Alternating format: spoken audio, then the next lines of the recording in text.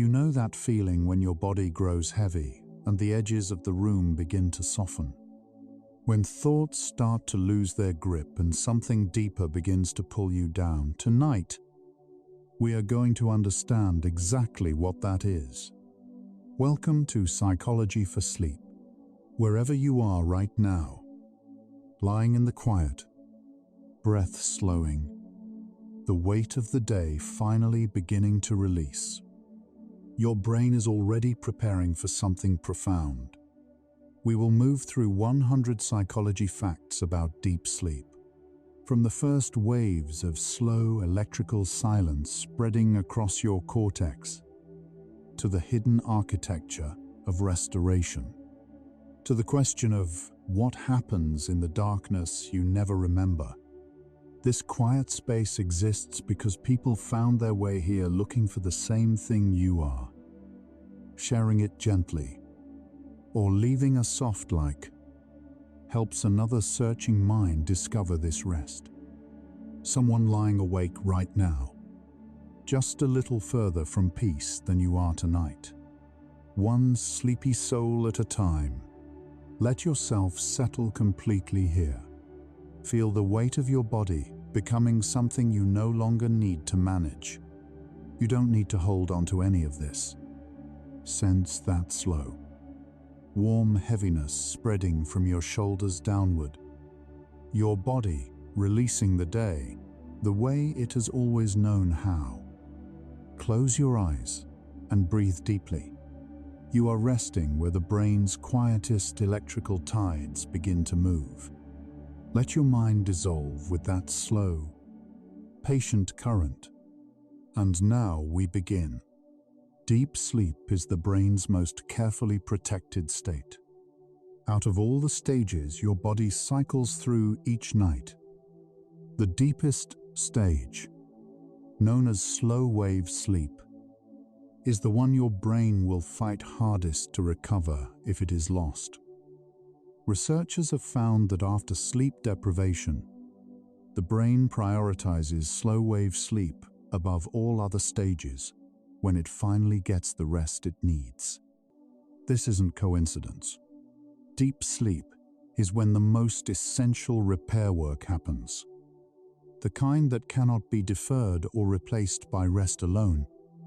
Your brain has known this longer than science has. Tonight, it is already making its way there. Sleep unfolds in cycles, not a single continuous state. Each full cycle lasts roughly 90 minutes and contains multiple stages, beginning with lighter sleep, moving through deeper stages, and cycling back. A full night typically involves 4 to 6 of these complete cycles. Within each cycle, the deepest stage, slow-wave sleep, appears most prominently in the first half of the night. This is why the hours before midnight are so physiologically valuable. The brain concentrates its deepest work early, then shifts toward lighter stages and dreaming as morning approaches. Every hour of sleep has a different purpose, and the brain follows this schedule with quiet precision. Scientists measure sleep depth using electroencephalography, recording the electrical activity of the brain through sensors placed gently on the scalp. During waking, these recordings show fast, chaotic waves, reflecting the constant firing of neurons processing the world. As you move into deep sleep, something changes completely. The waves slow dramatically, becoming large, synchronized oscillations called delta waves, cycling at less than 4 times per second. This slowing isn't a sign of reduced activity. It is a sign of profound coordination. Millions of neurons across the cortex begin firing together in a rhythm so organized it can be seen as a wave moving across the entire brain. Delta waves, The electrical signature of deep sleep were first described in human subjects in the 1930s, but their function remained mysterious for decades. For much of the 20th century, deep sleep was understood primarily as a state of rest. The brain was thought to simply be quieting down, conserving energy for the next day. That understanding has been almost entirely revised. We now know that the slow oscillations of deep sleep are not rest, but active orchestration. The brain deliberately synchronizing regions that need to communicate, consolidating learning, and directing biological repair processes throughout the body. Quiet on the outside, extraordinarily busy within. The transition into deep sleep is accompanied by a measurable drop in core body temperature. As evening arrives, the brain begins releasing melatonin, the hormone that signals darkness to the body's internal clock. Simultaneously, the body begins radiating heat outward through the skin, particularly through the hands and feet, causing the core to cool by roughly 1 to 2 degrees Fahrenheit. This cooling is not a side effect of sleep. It is a requirement. Researchers have found that warming the feet gently before bed, which accelerates this heat redistribution, measurably shortens the time it takes to fall into deep sleep. Your body already understands the physics of letting go. The glymphatic system is one of the most consequential discoveries in neuroscience in the past 15 years. First described in detail in studies led by researcher Mike Nedergaard at the University of Rochester, it is a network of channels surrounding blood vessels in the brain through which cerebrospinal fluid flows during sleep. Animal studies found that during sleep, the space between brain cells expands by roughly 60%, dramatically increasing the flow of this fluid through brain tissue. This expansion appears linked to how glial cells, the support cells of the brain, change their volume as the brain transitions between waking and sleep. Whether the same precise changes occur in sleeping humans remains an active area of study. But the principle that the sleeping brain clears metabolic byproducts more efficiently is supported by a growing body of evidence. Among the substances cleared from the brain during sleep is a protein called beta amyloid. Beta amyloid is a byproduct of normal neuronal activity, produced as neurons fire throughout the day. In small amounts, it is harmless. But when it accumulates, it begins to form plaques. And those plaques are one of the hallmarks of Alzheimer's disease. Research has consistently shown that even one night of disrupted sleep significantly increases beta amyloid levels in the brain the following day. This relationship between sleep quality and long-term brain health continues to be explored across many research settings, reflecting how central nightly rest appears to be to the aging brain. The nightly clearance happening in your brain right now is one of the quietest forms of care the body gives itself. Running without effort, without instruction, simply because you are here and still. Deep sleep is when growth hormone, the body's primary signal for tissue repair and cellular regeneration, is released in its largest daily surge.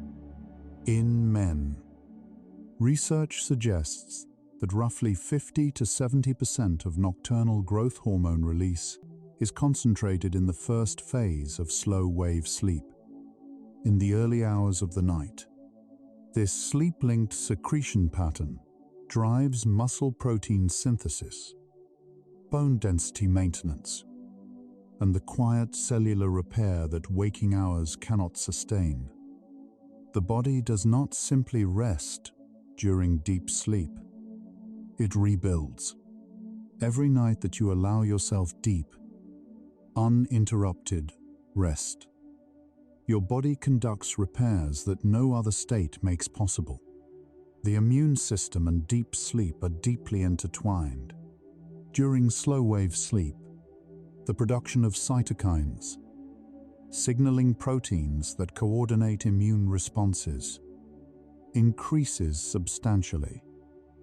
Studies have found that people who sleep fewer than 6 hours per night are significantly more susceptible to common infections than those who sleep 7 or more hours.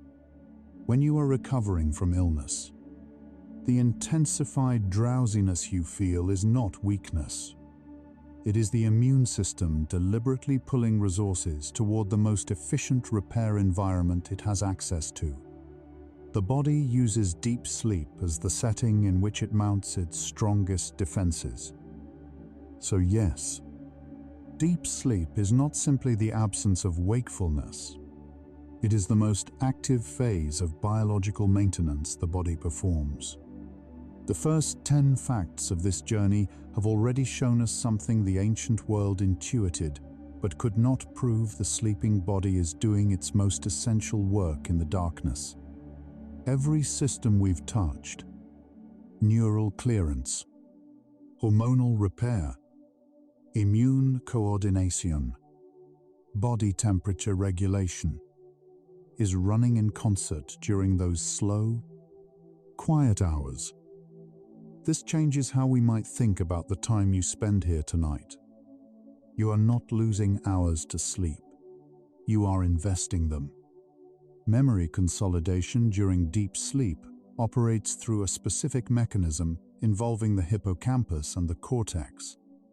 The hippocampus is a curved structure deep in the brain that acts as a temporary holding area for new information gathered during the day.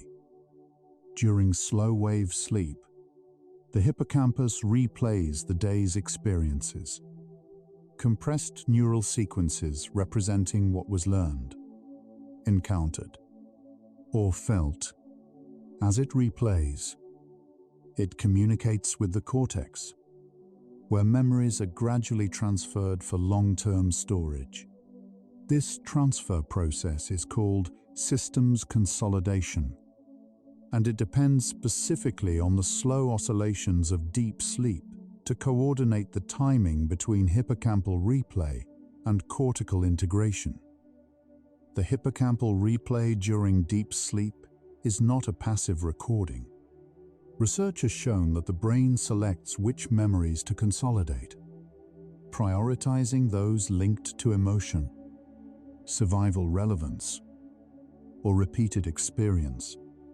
Information that was encountered once and never revisited is more likely to fade, but material that carried emotional weight, or that was rehearsed, even briefly, is more likely to be replayed and transferred during slow-wave sleep. This is why studying information just before sleep, or briefly reviewing it during the day, measurably improves long-term retention compared to studying at other times without that nighttime consolidation window. Sleep spindles are a second electrical feature of deep sleep, distinct from delta waves, but equally meaningful. They appear as brief bursts of rhythmic activity, approximately 12 to 15 oscillations per second, lasting roughly half a second to 2 seconds each. Sleep spindles occur hundreds of times per night and are generated by a region of the brain called the thalamus. Research has linked the density of sleep spindles, how many occur per hour, with learning ability, fluid intelligence, and the efficiency of memory consolidation. People with more sleep spindles per night tend to show better next-day performance on learning tasks.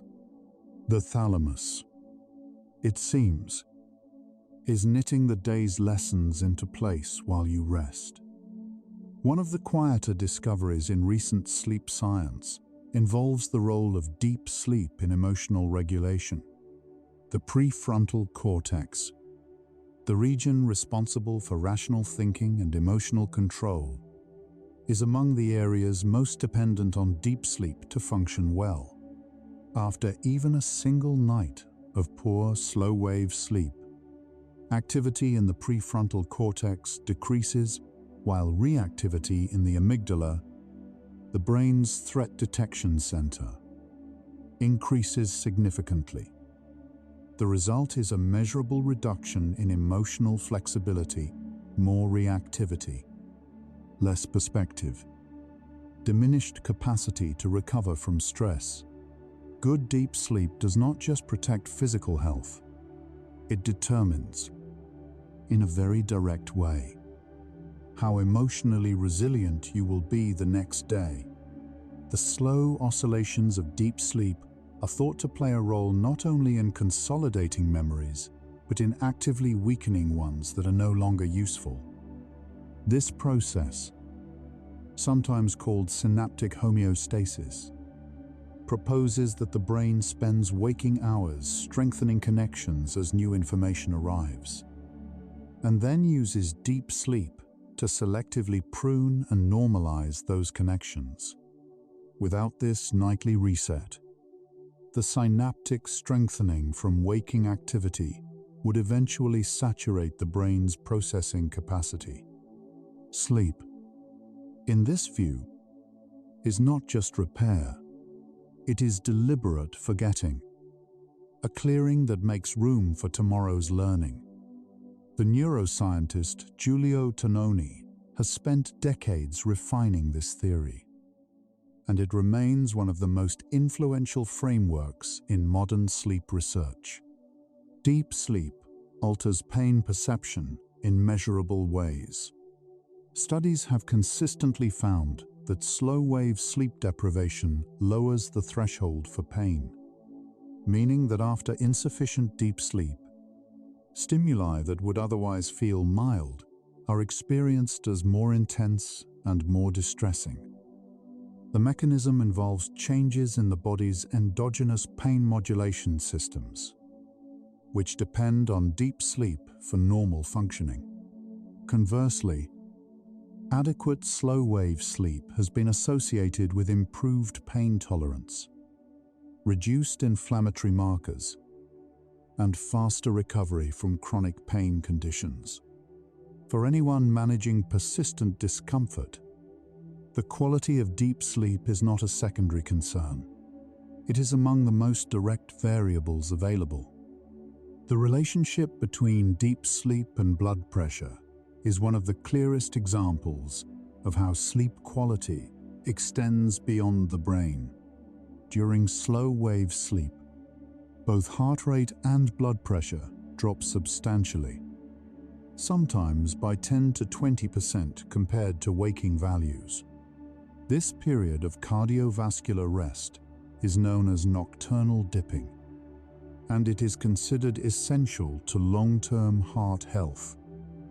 Research has found that people who do not experience adequate nocturnal dipping, whether due to sleep apnea, fragmented sleep, or insufficient slow wave time, have measurably elevated risk of hypertension, stroke, and cardiovascular events. The heart, like the brain, is conducting its essential maintenance during these quiet hours. Slow-wave sleep changes in patterned ways across the human lifespan. In early childhood, deep sleep is extraordinarily abundant. Young children spend proportionally more time in slow-wave sleep than at any other life stage, which aligns with the explosive neural development and physical growth happening during those years. In adolescence, deep sleep decreases somewhat, but remains substantial. From early adulthood onward, the amount of slow-wave sleep declines gradually with each decade. By age 60, slow-wave sleep may be reduced to roughly half of what it was in young adulthood. This decline is not inevitable in all individuals, and lifestyle factors, physical activity, consistent sleep timing, reduced alcohol can meaningfully preserve slow-wave duration into later life. Deep sleep is not distributed evenly across the brain. Neuroimaging studies have shown that slow oscillations tend to originate in the frontal cortex, the most recently evolved region of the human brain, before traveling across the rest of the cortex like a slow wave spreading across still water. This origin point is meaningful. The frontal cortex is among the regions most taxed by sustained cognitive effort during the day, and its priority in generating the first deep sleep oscillations may reflect the brain's preferential restoration of areas that worked hardest. Where the day depleted, the night begins to refill. The concept of sleep pressure, sometimes called homeostatic sleep drive, is one of the foundational models in sleep science. It proposes that a chemical called adenosine accumulates in the brain throughout waking hours, binding to receptors in ways that progressively increase the sensation of drowsiness. When you sleep, particularly during deep, slow-wave sleep, adenosine is cleared. This is, notably, the precise mechanism that caffeine interrupts. Caffeine blocks adenosine receptors without clearing the adenosine itself, which is why the tiredness that caffeine suppresses returns so forcefully when it wears off. The sleepiness you feel building through the day is a chemical record of how hard your brain has been working. The timing of deep sleep is regulated by two interacting systems: the homeostatic sleep drive described above, and the circadian rhythm, the body's internal 24-hour clock, governed primarily by light exposure. These two systems normally work in coordination. Circadian rhythm creates a biological window, roughly between 10 at night and 2 in the morning for most adults, during which deep sleep pressure is highest and conditions for slow-wave sleep are optimal. When sleep is delayed past this window, the homeostatic drive may remain strong, but the circadian conditions begin to shift, reducing the proportion of slow-wave sleep even if total sleep time is maintained. Earlier sleep tends to produce deeper sleep. The suprachiasmatic nucleus, a tiny cluster of roughly 20,000 neurons in the hypothalamus, is the master pacemaker of the human circadian system. It receives direct input from light-sensitive cells in the retina and uses that information to synchronize the body's internal clock with the external environment. Disruption to the suprachiasmatic nucleus through shift work, jet lag, or irregular sleep schedules measurably reduces slow-wave sleep efficiency even when total sleep time appears adequate. Conversely, consistent sleep and wake times, even on weekends, have been shown to improve slow-wave sleep quality. The body's clock is not flexible, but it is trainable. Sound during deep sleep has a measurably different effect on the brain than sound during lighter stages.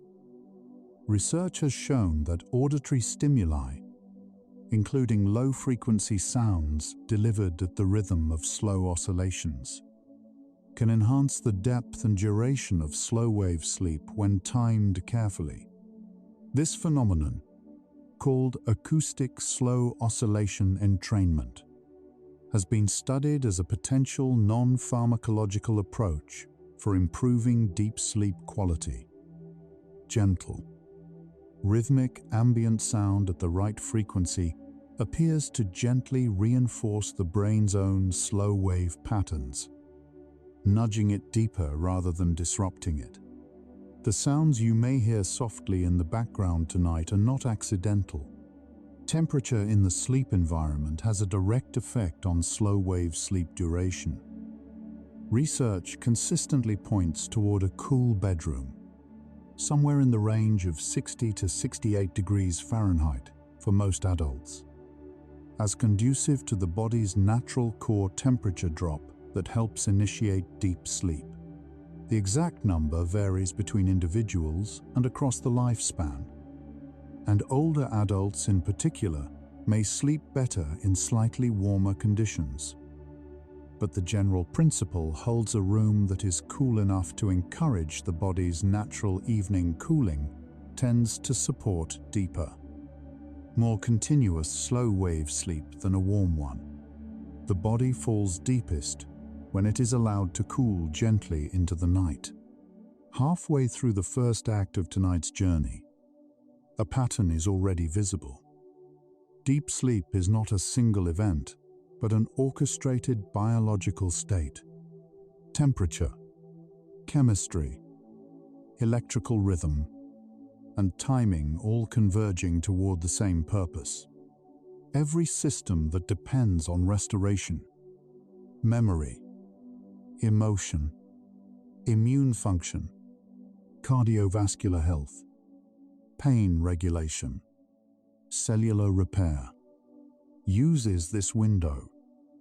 And here is something worth carrying into the next hour of this night: the fact that you are here, lying still, breathing slowly, is already creating the conditions for that window to open.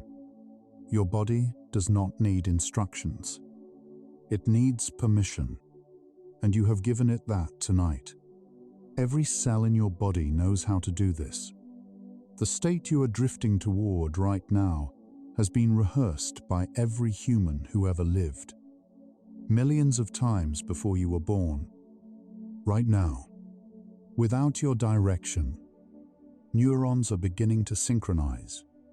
Your hippocampus is already reviewing the day in quiet, compressed sequences. Your heart is slowing. Growth hormone is beginning to rise. The body has carried this knowledge longer than any waking mind could hold. Trust is already built into every breath. Notice the weight of your limbs, the warmth behind your eyes, the way your breath has already slowed without you asking it to. This is the most ancient thing a human body knows how to do. Alcohol and deep sleep have a relationship that is almost the opposite of what most people assume. Alcohol does cause drowsiness. It increases adenosine levels and accelerates the onset of sleep. But as the body metabolizes alcohol through the night, it produces a rebound effect that significantly fragments deep sleep in the second half of the night. Slow-wave sleep duration is reduced, and the proportion of lighter, more restless sleep increases. People who drink before bed often fall asleep quickly and wake feeling unrefreshed. The hallmark pattern of deep sleep disruption. The drowsiness is real. The deep sleep it appears to offer is not. Exercise is among the most well-supported behavioral influences on slow-wave sleep. Moderate aerobic exercise, 30 to 60 minutes, 3 or more times per week, consistently increases slow-wave sleep duration in studies across age groups. The mechanism is partly thermal. Vigorous exercise raises core body temperature, and the subsequent cooling that follows in the hours afterward mirrors and reinforces the natural temperature drop that promotes deep sleep. Exercise also increases adenosine clearance demands, which may amplify slow-wave depth. The timing matters. Exercise closer to sleep onset has mixed effects, but exercise completed at least 3 hours before bed consistently shows positive results in slow-wave architecture. Chronic stress and slow-wave sleep tend to work against each other in gradual, quiet ways. The stress response is governed by the hypothalamic pituitary adrenal axis, a hormonal cascade that produces cortisol and activates the sympathetic nervous system. Elevated cortisol in the evening, the pattern associated with chronic psychological stress, can suppress the transition into slow-wave sleep. Research has found that people with higher evening cortisol levels spend significantly less time in deep sleep. These two systems, sleep and stress, influence each other in both directions. Rest softens stress, and softened stress deepens rest. Understanding the pattern is, in itself, a step toward gently changing it. The relationship between deep sleep and learning extends beyond simple memory consolidation. Studies using targeted memory reactivation, where researchers place subtle cues associated with learned information during slow-wave sleep, have found that specific memories can be selectively strengthened during deep sleep without waking the sleeper. The brain, it appears, is not simply replaying everything indiscriminately. It is responsive to signals during deep sleep, capable of being guided toward particular consolidation targets. This finding has opened a new area of research into how sleep-based learning enhancement might one day be explored in education, rehabilitation, and recovery from neurological injury. The prefrontal cortex undergoes a distinctive change during deep sleep that has no equivalent during wakefulness. In most brain regions, slow oscillations during deep sleep reflect a rhythmic alternation between active states, called up states, when neurons fire, and silent states, called down states, when neural activity ceases almost completely. The frontal cortex shows the most pronounced down states of any cortical region during slow-wave sleep. Some researchers have proposed that these prolonged periods of frontal silence are precisely what allows the prefrontal cortex to reset its sensitivity. Returning to baseline after hours of effortful regulation, the part of you that thinks hardest rests most deeply. Deep sleep appears to play a specific role in the processing of difficult memories. Research in both animal models and human studies has found that slow-wave sleep following a stressful or frightening experience helps to reduce the emotional charge associated with that memory, even while preserving the factual content. The hippocampus cortex dialogue during deep sleep seems to involve not just transfer of memories, but a gentle modification of their emotional tone, a process sometimes described as sleep-dependent emotional memory thinning. This may partly explain why the same event can feel less overwhelming the morning after a good night's sleep. The brain is not simply storing the experience, it is reprocessing it. The pineal gland, a pea-sized structure at the center of the brain, produces melatonin in response to darkness detected by the suprachiasmatic nucleus. Melatonin does not directly cause sleep. Rather, it communicates the onset of biological nighttime to the entire body, coordinating the cascade of physiological changes, including the core temperature drop and the hormonal shifts, that collectively create the conditions for deep sleep. Melatonin levels peak in the middle of the night and decline toward morning, mirroring the arc of the night itself.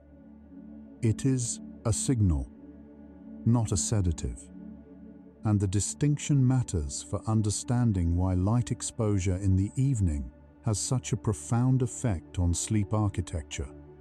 The discovery of orexin, also called hypocretin, in the late 1990s fundamentally changed the understanding of how the brain maintains wakefulness and transitions to sleep. Orexin is a neuropeptide produced by a small cluster of neurons in the hypothalamus, and it acts as a powerful stabilizer of the waking state. The loss of orexin-producing neurons is the primary cause of narcolepsy, a condition in which the boundary between waking and sleep becomes unstable, causing sudden transitions. In people without narcolepsy, orexin levels drop as sleep pressure builds and circadian signals shift, allowing sleep to occur. Orexin is, in a sense, the brain's mechanism for deciding that wakefulness is no longer necessary. Deep sleep differs between the brain's two hemispheres in subtle but measurable ways. Research using high-density electroencephalography, recordings using many sensors distributed across the scalp, has found that slow oscillations do not always occur simultaneously in both hemispheres. There are moments during deep sleep when one hemisphere shows deeper slow-wave activity than the other, reflecting the asymmetric nature of the brain's nightly maintenance. Some researchers have proposed that this hemispheric asymmetry during deep sleep may relate to the processing of lateralized memories and experiences, events and skills that are encoded more strongly in one hemisphere based on the nature of the activity that produced them. The gut's enteric nervous system, sometimes called the second brain, is also active during deep sleep in ways that are only beginning to be understood.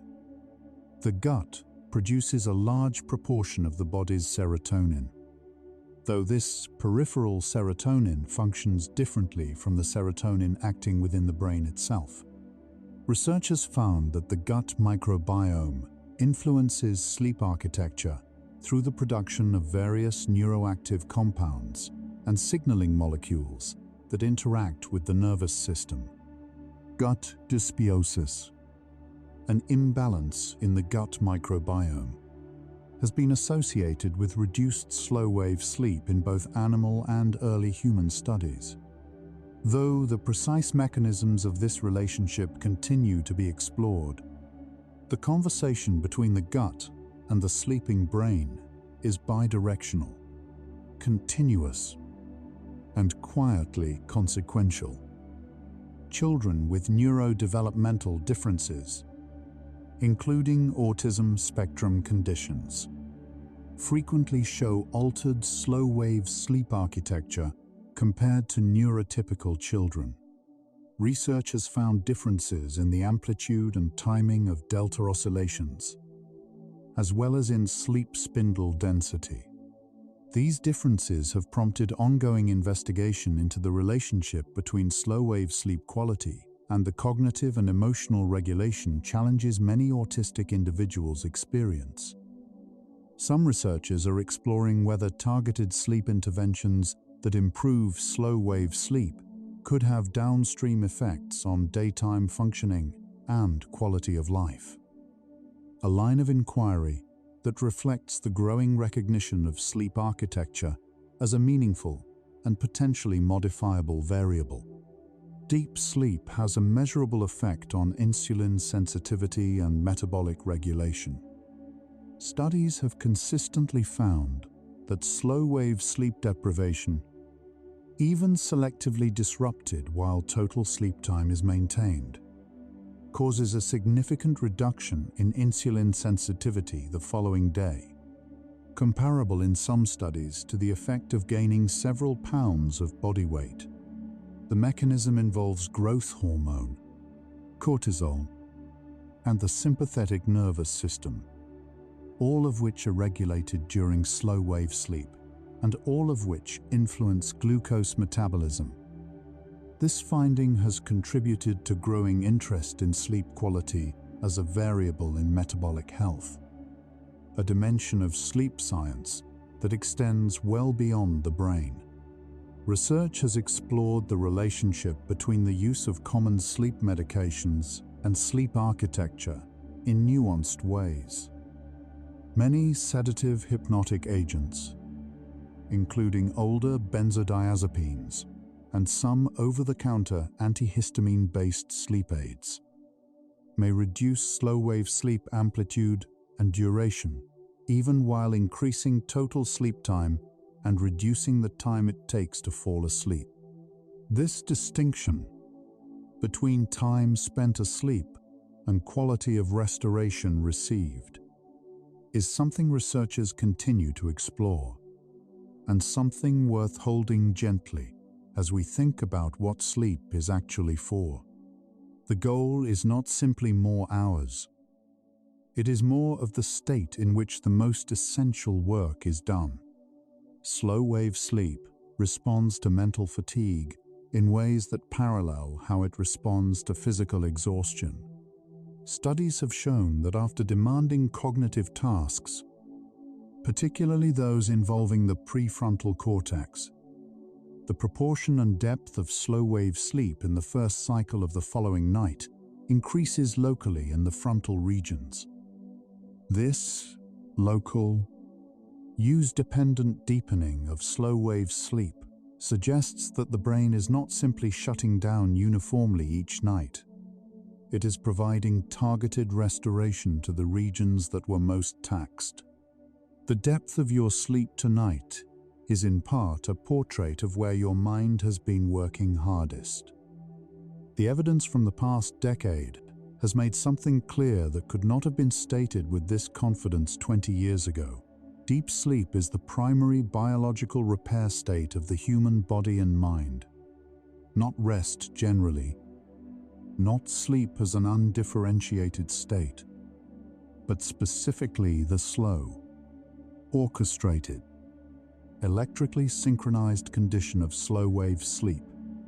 Memory, emotion, immunity, metabolism, cardiovascular function, neural clearance, hormone regulation. Each of these essential systems depends on this particular state in ways that cannot be compensated for by any other means. What happens during these hours is not a passive pause in living. It is, arguably, the most essential thing the body does. Take a slow breath. Notice where your body is right now, how much heavier it feels than when we began. That heaviness is real. That is your nervous system beginning to do exactly what we have been describing. You and I are wandering through the science of what is happening to you at this very moment. There is nowhere else to be. The first human brain recordings during sleep revealed something. Researchers did not expect the brain during deep sleep was not silent. It was patterned. The slow, sweeping delta waves that define slow-wave sleep represented a level of neural coordination that had no equivalent in waking. This discovery, made possible by the refinement of EEG technology in the mid-20th century, marked the beginning of sleep science as a rigorous discipline. Before that, sleep was largely treated as a medical absence. What we now understand is that it is a distinct biological state, as specific in its demands and its purposes as any other physiological condition the body can enter. Deep sleep has a distinct relationship with sound. Unlike lighter sleep, where the brain remains responsive to external sounds and can rouse easily, the auditory cortex during slow-wave sleep shows a dramatically reduced response to incoming stimuli. The thalamus, which acts as a sensory gateway, actively suppresses most sensory input during deep sleep, allowing the cortex to remain undisturbed in its slow, oscillatory work. This thalamic gating is one reason that familiar sounds, a partner's breathing, familiar ambient noise, do not wake us. While unfamiliar or potentially meaningful sounds may still break through, the sleeping brain is not defenseless. It is selectively filtering, not absent. The role of deep sleep in creative problem-solving has been studied through sleep stage selective research. When participants were allowed normal sleep but woken specifically during slow-wave episodes, their performance the following day on tasks requiring insight, problems that require seeing a pattern or connection that is not immediately obvious, was significantly reduced compared to those who had normal deep sleep. Conversely, participants with intact slow-wave sleep showed measurably better performance on insight-dependent tasks. The current hypothesis is that memory consolidation during deep sleep, combined with synaptic downscaling, creates the neural conditions in which previously unrelated knowledge can be connected in novel ways. The body does not simply maintain temperature during deep sleep. It actively lowers it as part of the sleep architecture. Core temperature continues to decline through the night, reaching its lowest point in the early morning hours, roughly 2 to 3 hours before natural waking. This nadir of core temperature coincides with the highest proportion of slow-wave sleep in the early cycles. As morning approaches and core temperature begins to rise again, driven by the circadian clock, the brain transitions toward lighter sleep and REM. This temperature arc is one of the most reliable biological markers of sleep quality, and its disruption by illness, environmental heat, or stress directly alters the architecture of the night. Deep sleep appears to have a specific protective effect on the cardiovascular system that goes beyond the blood pressure reduction during sleep itself. Research has found that people with reduced slow-wave sleep show higher levels of inflammatory markers, including C-reactive protein and interleukin-6, in daytime blood samples. Chronic low-grade inflammation is a primary driver of cardiovascular disease, and the suppression of inflammatory activity during and after deep sleep may be one of the mechanisms through which adequate slow-wave sleep reduces long-term cardiac risk. The anti-inflammatory effect of good deep sleep is quiet, cumulative, and protective in ways that extend years beyond any single night. Slow-wave sleep interacts with the brain's default mode network, the interconnected regions that are most active during quiet, self-referential thought, including the medial prefrontal cortex, posterior cingulate, and angular gyrus. During deep sleep, these regions show a distinctive pattern of coordinated deactivation, followed by precisely timed reactivation during slow oscillation up states. Some researchers have proposed that this pattern reflects deep sleep's role in integrating personally meaningful experiences, the kind of processing that connects new information to existing self-knowledge and autobiographical memory. The default mode network, which carries the sense of self during waking, may be one of the primary structures that deep sleep is quietly tending to. A research direction that has gained significant momentum in recent years involves the relationship between slow-wave sleep and neuroplasticity, the brain's capacity to reorganize its connections in response to experience. Animal studies have consistently found that slow-wave sleep following a learning experience is associated with structural changes in synaptic connections, including what appear to be changes at the small contact points through which neurons communicate. More recent human neuroimaging research has begun to identify early, indirect evidence consistent with the same principles in people.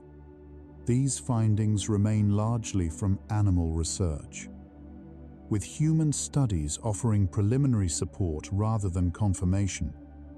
But the direction is clear. Deep sleep appears to be when the brain most actively sculpts itself around what was learned.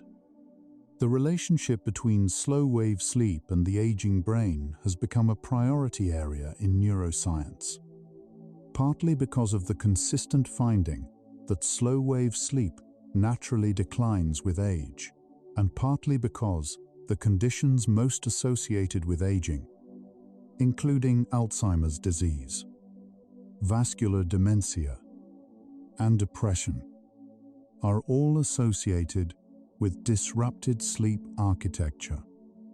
Research groups are currently investigating whether interventions that specifically support slow-wave sleep in older adults, including acoustic stimulation, transcranial magnetic stimulation, and other approaches, can slow cognitive decline.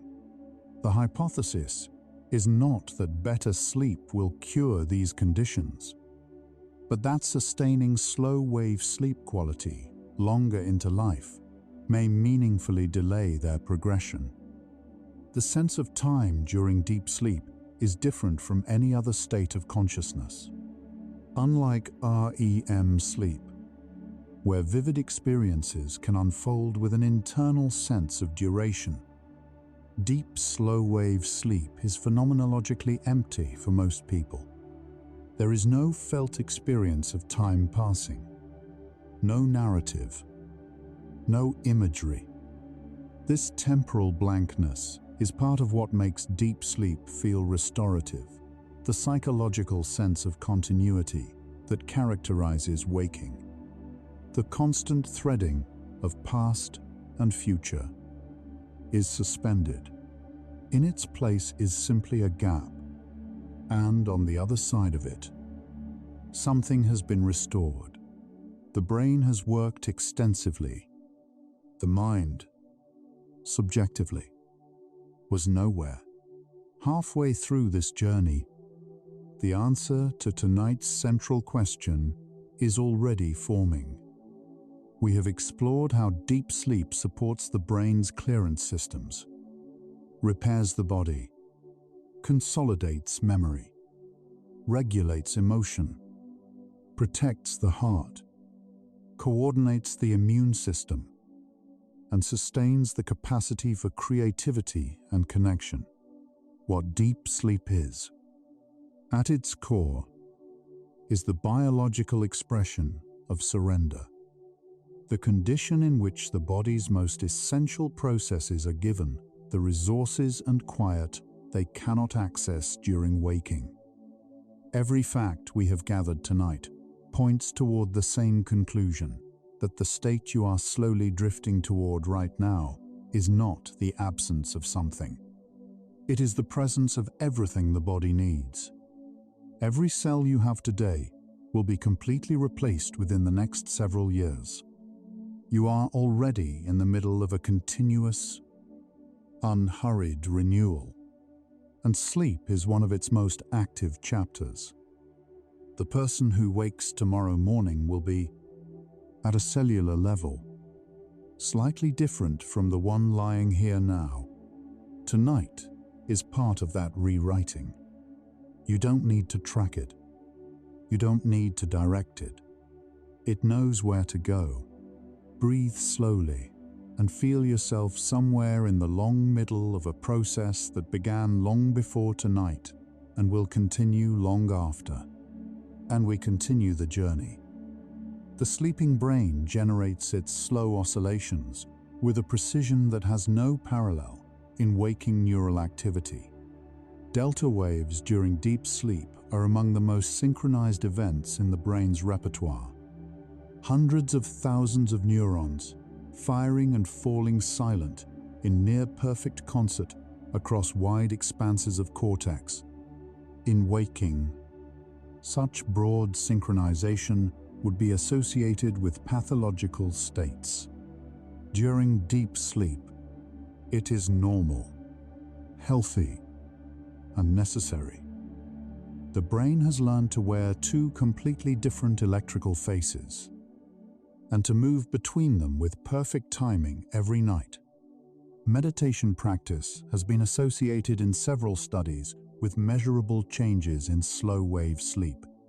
Long-term meditators, particularly those practicing mindfulness or open monitoring techniques, show higher delta power in EEG recordings during deep sleep compared to non-meditators.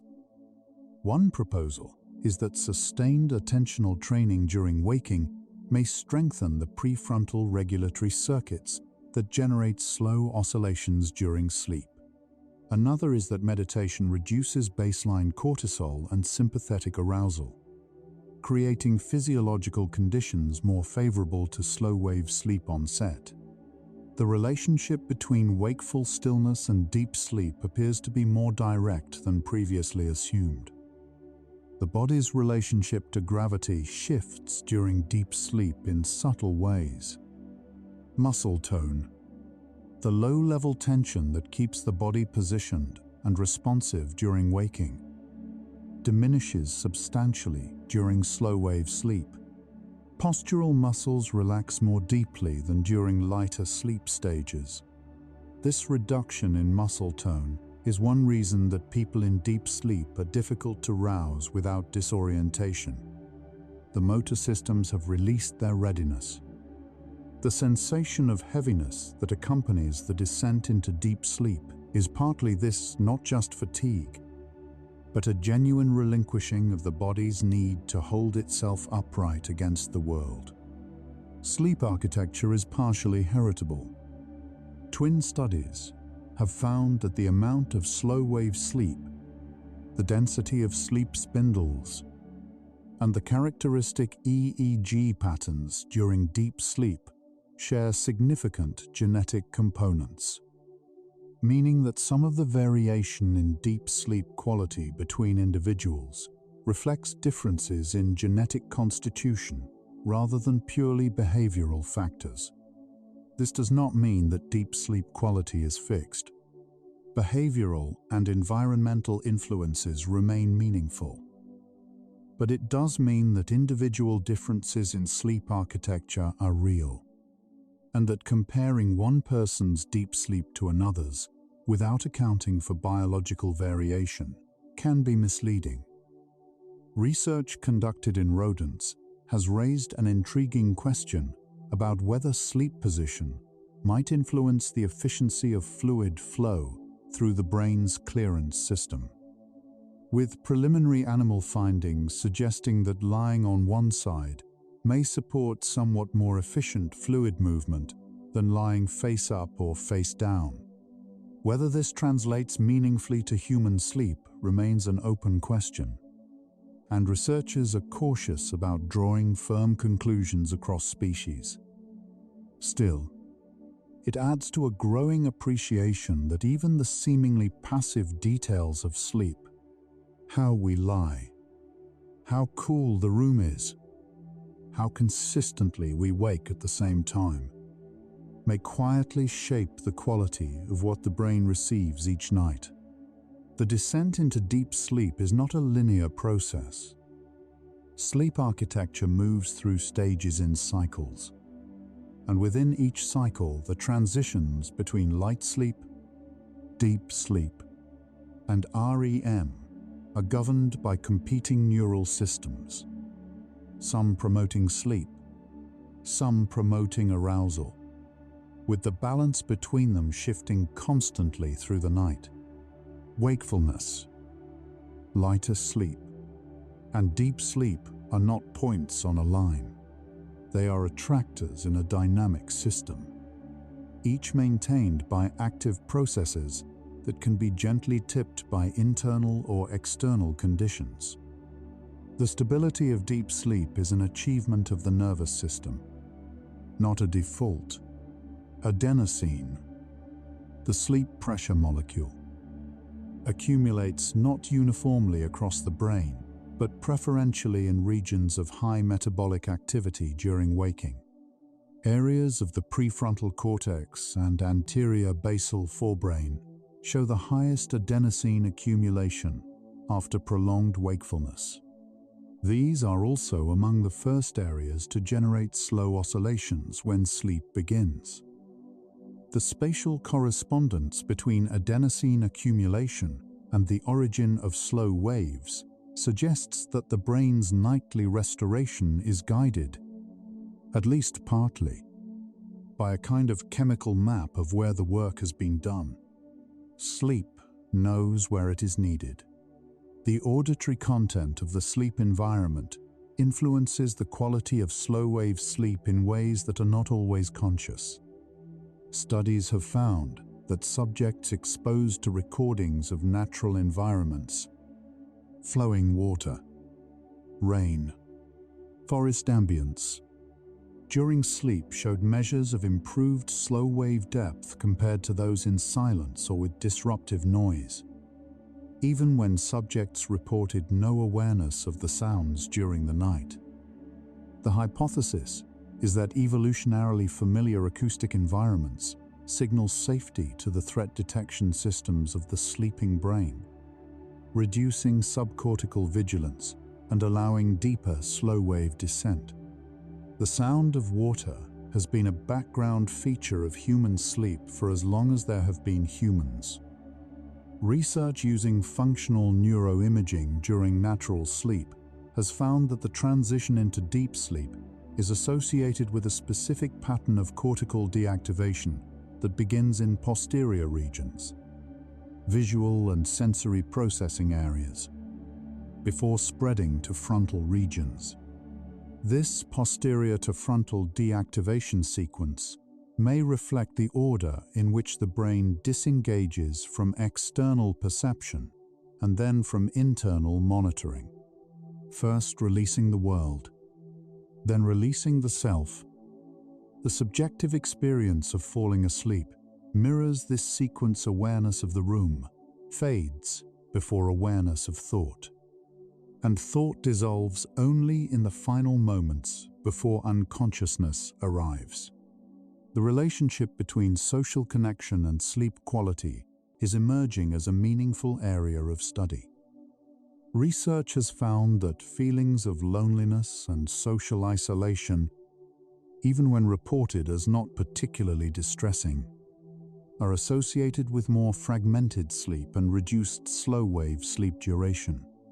Conversely, reported feelings of social belonging and safety predict higher slow-wave sleep quality. The mechanism likely involves the same cortisol and sympathetic nervous system pathways that link general stress to deep sleep suppression. For the brain, safety is not only a physical condition, it is a social one, and deep sleep is most accessible when the nervous system believes it is held. Deep sleep and language consolidation are connected in ways that extend beyond general memory. Studies have specifically examined the role of slow-wave sleep in the consolidation of newly learned vocabulary, both in first language acquisition in children and in second language learning in adults, and found that slow-wave sleep significantly enhances retention and integration of new words compared to equivalent periods of wakefulness.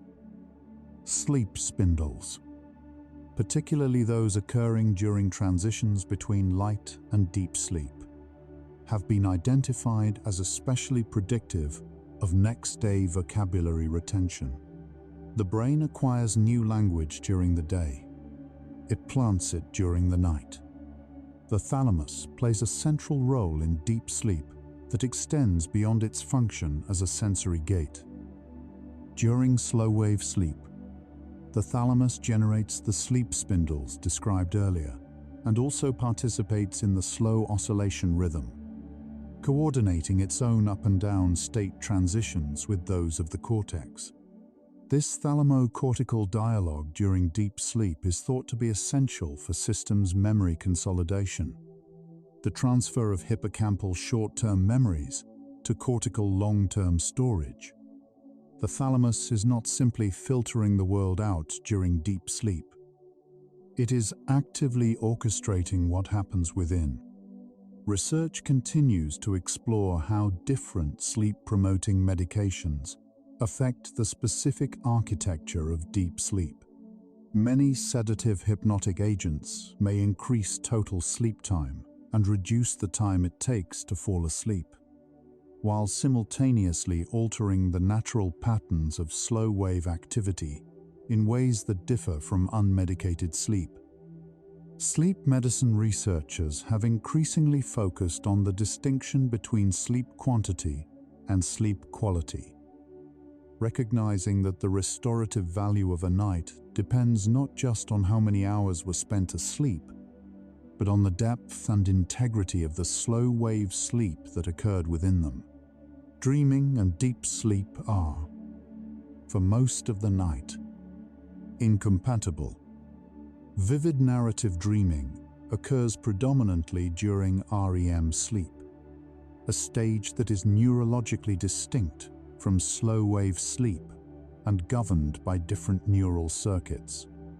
During deep sleep, cognitive activity is reduced to fragmented, often non-visual, non-narrative impressions. People woken from deep, slow-wave sleep most commonly report either nothing, a complete, subjective blank, or simple, static sensations. The elaborate stories, the emotional intensity, the visual richness of dreaming belong to a different chapter of the night. Deep sleep is the foundation beneath the theater. Within slow-wave sleep itself, researchers have identified gradations of depth with distinct physiological signatures. The deepest substage, sometimes referred to as N3, is associated with the highest delta wave amplitude, the greatest growth hormone secretion, the deepest core temperature, nadir, and the most complete suppression of sensory responsiveness. It is the innermost chamber of the night's architecture, and it is where the most intensive restoration takes place. Not everyone reaches it with equal regularity, but tonight, conditions have been set for you to find your way there. The sense of subjective sleep quality, how rested a person feels upon waking, is more closely correlated with slow-wave sleep duration and intensity than with total sleep time. This is among the most consistent findings in sleep satisfaction research. A person who sleeps 8 hours but obtains little slow-wave sleep typically wakes feeling unrested. A person who sleeps 6.5 hours with robust, deep slow-wave cycles may wake feeling genuinely refreshed. This dissociation between total sleep time and subjective restoration has important implications for understanding what sleep is actually providing, and why time in bed alone is an insufficient measure of recovery. The hypothalamus contains a small region called the ventrolateral preoptic nucleus, sometimes referred to as the VLPO, that functions as a key sleep-promoting center. When the VLPO is active, it sends inhibitory signals to the wake-promoting systems of the brainstem and hypothalamus, suppressing the neural activity that maintains wakefulness. The VLPO becomes more active as adenosine accumulates, as core temperature drops, and as melatonin rises. Its activation is, in a sense, the brain's way of formally withdrawing permission from the waking state. The quiet pulling down that you may feel right now is, in part, this small cluster of neurons doing its most meaningful work. Light exposure in the morning is among the most powerful behavioral tools for improving the quality of deep sleep that night. Bright light in the first hour after waking, ideally natural sunlight, anchors the circadian clock, sharply suppresses residual melatonin, and establishes the timing of the adenosine and cortisol rhythms that will govern the entire day's biological cycle. This early light anchoring improves the precision of the circadian signal that coordinates deep sleep onset in the evening. The quality of tonight's deep sleep was influenced, in part, by what happened to light exposure this morning. The two ends of the day are connected by the body's continuous timekeeping. Sleep deprivation has measurable effects on the brain's glial cells, the non-neuronal cells that make up roughly half the brain's volume and perform critical support functions, including myelin maintenance, synapse regulation, and the waste clearance processes described earlier. Studies have found that chronic sleep restriction is associated with microglial activation, an immune response in the brain that, in the short term, serves a protective function, but that, when chronically sustained, is associated with neuroinflammation. The long-term effects of sleep deprivation on glial health are an active area of research, with significant implications for understanding brain aging and neurological resilience. The brain's capacity to enter deep sleep is influenced by the degree of cognitive and emotional settling that occurs in the hour before bed. Research has found that engaging in mentally activating content, including stressful work, socially arousing interactions, or emotionally intense media, in the period immediately before sleep onset, reduces both the speed of sleep onset and the proportion of slow-wave sleep in the first cycle.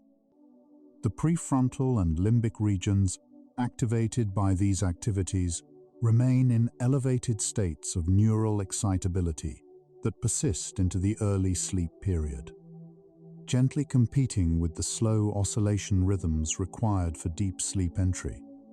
The evening is part of the sleep architecture. It always was. The experience of hypnic jerks, the sudden muscle contractions that many people experience as they fall asleep, occurs specifically during the transition from light sleep toward deeper stages. Their precise cause is not fully established, but the leading hypothesis involves a brief misfiring of motor circuits as the descending inhibitory signals of sleep onset meet residual motor excitability from waking. They are not a sign of pathology. They are a sign of transition, the nervous system negotiating the boundary between two fundamentally different states. For many people, they occur less frequently as deep sleep consolidates through consistent sleep routines. The body, given time and repetition, learns to cross the threshold more smoothly. Slow-wave sleep has a detectable signature in the breathing pattern. During deep sleep, breathing becomes slower, more regular, and deeper, a pattern that reflects the parasympathetic dominance that characterizes the slow-wave stage. Heart rate variability, a measure of the flexibility of the cardiac rhythm, increases during slow-wave sleep in ways associated with parasympathetic tone. This shift from sympathetic to parasympathetic dominance is one of the primary mechanisms through which deep sleep provides cardiovascular recovery. The breath you take during the deepest part of tonight, slow, full, unhurried, carries the rhythm of restoration throughout the body. There is growing research interest in the relationship between slow-wave sleep and the gut-brain axis, the bidirectional communication network between the enteric nervous system, the gut microbiome, and the central nervous system. Research has found that the gut's diurnal rhythms, the 24-hour cycle of microbial activity, gut motility, and intestinal barrier regulation are synchronized in part by sleep timing. When sleep timing is disrupted, gut microbial rhythms may desynchronize in ways that alter the production of neuroactive compounds and affect intestinal health. The sleeping brain and the sleeping gut are not independent systems. They keep time together, and they recover together. The experience of waking disorientation, the few seconds of confusion upon waking from deep sleep, sometimes called sleep inertia, is a direct product of how deep the slow-wave sleep was immediately before waking. The more intense the delta wave activity at the moment of waking, the more pronounced the sleep inertia. This is because the brain regions governing orientation and executive function, particularly the prefrontal cortex, take longer to transition from the deep deactivation of slow-wave sleep than other regions. The fogginess of waking from deep sleep is, in a gentle way, a measure of how well the night worked. The deeper the sleep, the longer it takes the self to reassemble. After 75 facts, the picture of deep sleep is no longer abstract. It is a state in which the brain orchestrates its most essential repair under conditions of exquisite biological precision.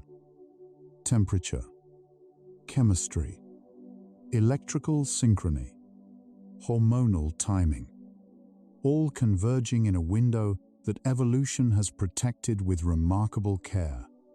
The question tonight was not whether deep sleep matters.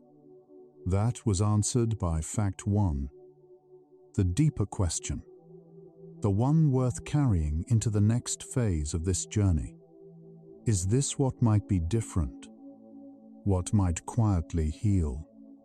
What might gently reorganize? If this state were given the space and the patience it has always deserved, deep sleep does not come when you try to sleep. It comes when you stop trying. This is, perhaps, the most precise thing science has found about the state you are approaching right now. The descent is not something you do. It is something you allow. Your breathing is already slower than when we began. Your thoughts are less formed. The edges of awareness are softer.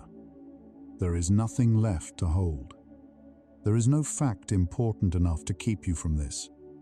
Breathe out slowly, and let the rest of this night be given to something that already knows what to do with it. We're almost there now. The delta waves of deep sleep are among the largest electrical events the brain produces, moving slowly across the cortex like a tide. They represent a kind of neural breathing, the brain inhaling into silence and exhaling into activity, over and over, through the long hours of the night. In this rhythm, something old and patient lives. The brain has been making these waves for as long as there have been sleeping mammals. Tonight, yours are already forming. During the deepest stage of sleep, the body's stress hormones reach their daily minimum. Cortisol, adrenaline, the entire sympathetic cascade. Quieted, withdrawn, reduced to their lowest levels of the 24-hour cycle. The nervous system, for these hours, is not defending. It is simply present. This is one of the few windows in the day when the body is not preparing for anything. Allow yourself to rest inside that fact. Memory consolidation during deep sleep does not require your involvement. The hippocampus replays the day without asking permission. The cortex receives what it needs. The synapses adjust. In the morning, you will know things more fully than you knew them tonight. Not because you reviewed them, but because you slept. Learning continues in the silence. You do not need to be awake for it. The immune system releases its repair signals most generously during slow-wave sleep. Cytokines, the proteins that coordinate healing, are produced in greatest abundance during these hours. Every night, while you are completely unaware, your body is running its most sophisticated maintenance program. All you are asked to do is remain still. You are already doing that. Growth hormone, the body's primary signal for tissue repair, peaks during the first deep sleep cycle. Cells receive the cue to regenerate. Muscle fibers mend. Bones quietly maintain their density. The skin renews itself in ways it cannot during waking hours. Sleep is not aging's opposite. Sleep is its most patient and reliable companion. While you lie here, the brain's support cells are at work, and cerebrospinal fluid moves gently through the tissue that has been thinking all day.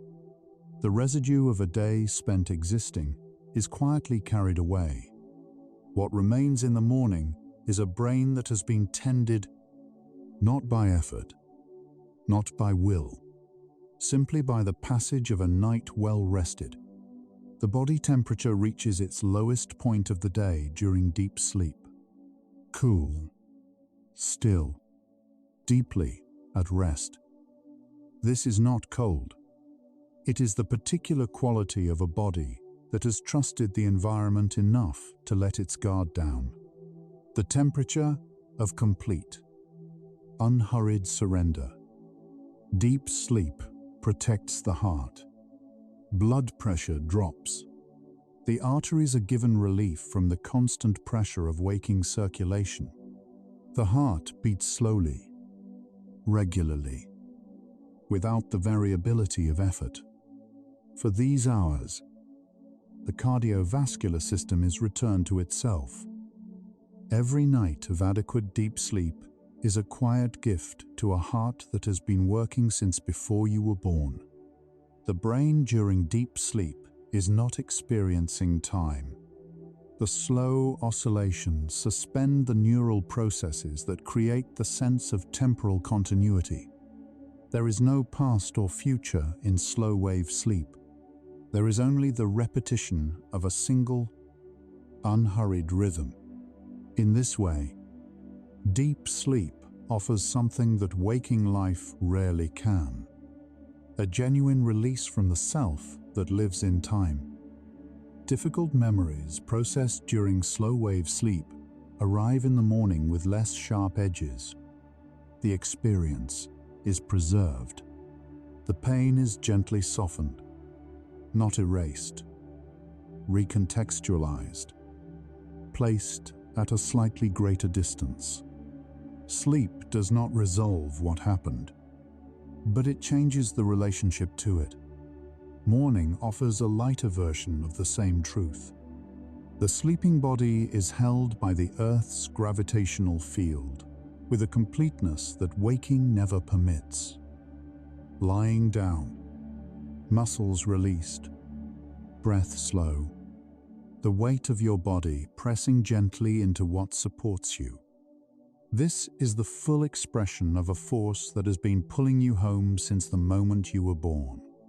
Gravity is not a burden tonight. It is a cradle. Sleep spindles, those brief, rhythmic bursts during deep sleep, are strengthening the neural pathways that carry what was learned today, hundreds of times per night, without your awareness.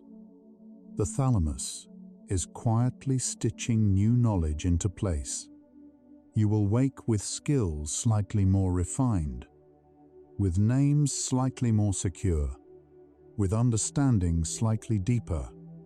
The night is not empty. It is full of careful work. The breath during deep sleep slows to a pace that has no equivalent in ordinary waking life. Perhaps 8 to 10 breaths per minute.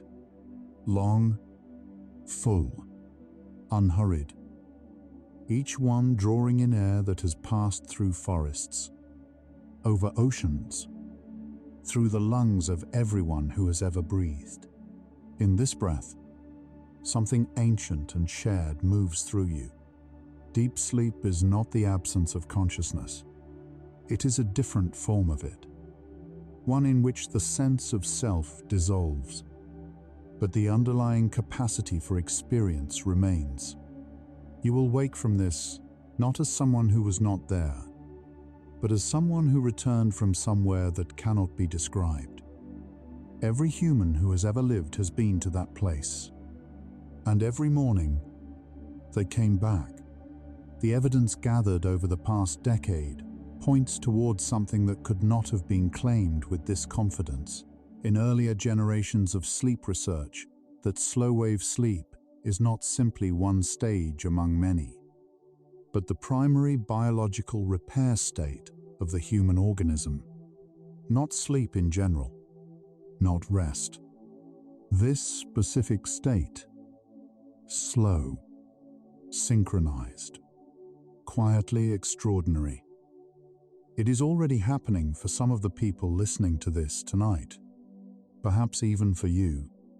The warmth behind your closed eyes right now, the heaviness in your limbs, the softening of thoughts into something less formed. These are not accidents. They are the body's vocabulary for arrival. You have arrived somewhere that the body has been preparing to take you since the moment the day began to end. Somewhere in the world right now.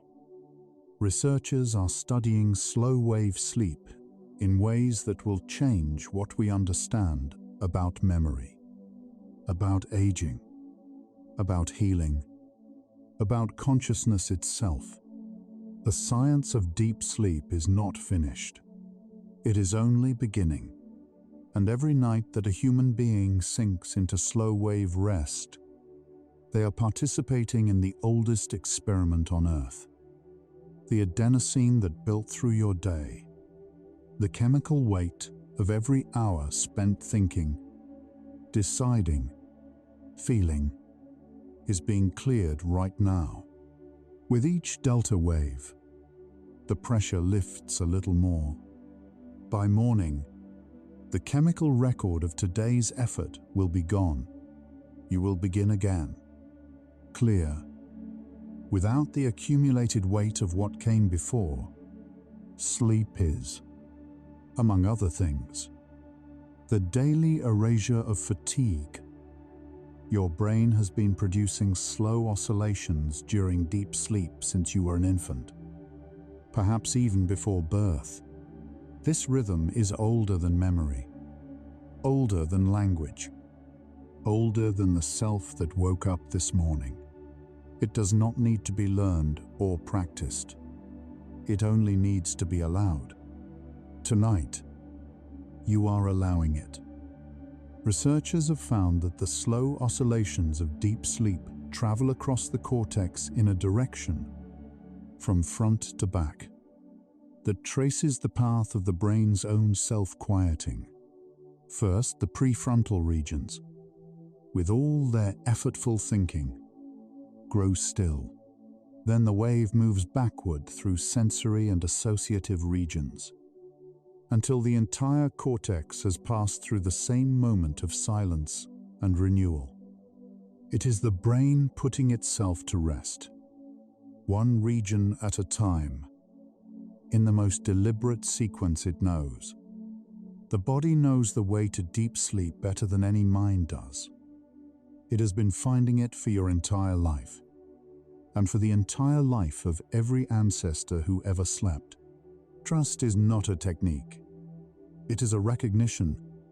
Your body has never forgotten where it is going. It only needed you to stop directing the route. During the final facts of this journey, something changes in the narrative. Not because the science runs out, but because the state you are moving toward no longer requires words to lead you. The facts have done their work. They have walked alongside you into a quieter place, From here, the rest of the descent belongs to the body, not the mind. Deep sleep is not the end of experience. It is the renewal of it. Every system that emerges from tonight's rest, memory, emotion, immunity, cognition, cardiovascular health, emerges slightly better than it entered. The body uses darkness the way a garden uses rain, not as a loss of light, but as a form of nourishment that the day cannot provide. In the hours before morning, slow wave sleep gradually yields to lighter stages and to dreaming. The cycles of the night complete themselves with quiet precision. The restorative work of the early night gives way to the integrative work of the later night. And somewhere in the transition between them, the brain begins to prepare, slowly and without urgency, the return of the self that will wake to a new day. The real answer to what deep sleep is arrived not in any single fact, but in the whole quiet accumulation of this journey. It is the state in which the body becomes most fully what it is. Not performing, not defending, not maintaining. Simply and completely present to its own repair. And perhaps the most precise thing science has found about this state is also the most human. It cannot be forced. It cannot be earned by effort. It arrives only when you finally, completely, let go. And so, our quiet journey through the science of deep sleep comes gently to its close. We began with the discovery that the brain's glymphatic system becomes substantially more active during slow-wave sleep, a finding that emerged from animal research and continues to be explored in human studies with growing curiosity and care. And we ended with the understanding that this nightly tending of the brain is not a process that can be commanded. It arrives on its own terms, in its own time, when the conditions are right. We traced the path of growth hormone rising during the first deep cycle, the slow oscillations moving across the cortex like a tide, the hippocampus replaying the day in compressed sequences while the world outside remained still. What deep sleep is, we discovered, is not a state of absence. It is the most present the body ever becomes, to its own necessity, its own repair, its own quiet and ancient intelligence.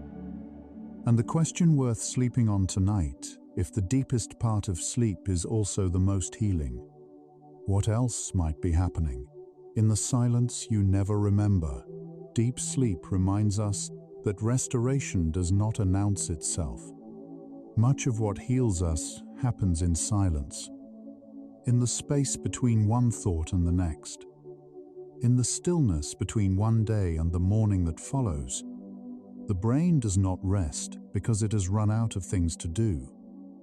It rests because it knows, with the certainty of millions of years of evolution, that some things can only be done in the dark. By pausing to understand this, we glimpse something that most waking hours rush past. In these final minutes, take the deepest breath you can. As deep as possible, think about the unity of every sleeping mind in the world tonight, each one crossing the same boundary into the same deep silence, regardless of what the day held.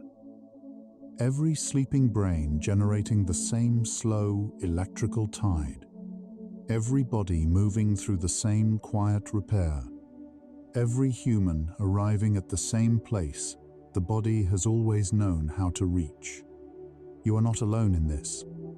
Let your entire being dissolve into the slow, unhurried current of your own deep sleep, where the boundaries between self and rest, between today and tomorrow, between effort and surrender, are no longer separate things. Prepare for deep sleep. No boundaries left, only peace. If tonight's journey through the science of your own sleeping brain helped carry you somewhere quieter, a gentle like or a soft subscribe could guide one more searching mind to this same place of rest. Someone out there, lying awake right now, looking for exactly this, one quiet tap, one sleepy soul at a time. The slow oscillations are still moving through the brain right now, without your effort, without your witness. You don't need to hold any of this. It was never yours to carry. You've traveled inward tonight, through corridors most people never pause to notice. You touched the architecture of restoration itself, and found it more patient, more thorough, more quietly generous than you may have known. You can allow these thoughts of sleep science to fade now, like a slow wave completing its crossing of the cortex. Not gone, but simply finished, leaving only the still, dark calm behind. Let your breathing deepen. Let your body feel heavier, as if all that the mind has held today is being sorted by careful, invisible hands, and is simply setting itself down. If sleep comes, let it carry you the way consolidation does, not with force, but with quiet intention, collecting what matters and releasing what doesn't, into a realm where time and weight no longer matter. If your eyes are still open, the next video is waiting for you, ready to continue the journey. But if they're closed, stay there. Stay in the darkness that feels safe and warm. Tomorrow, your sleeping brain will still be tending to you, still weaving, still becoming. But tonight belongs to stillness. Rest well, gentle explorer. And remember, the deepest healing has always happened in the quiet. Good night.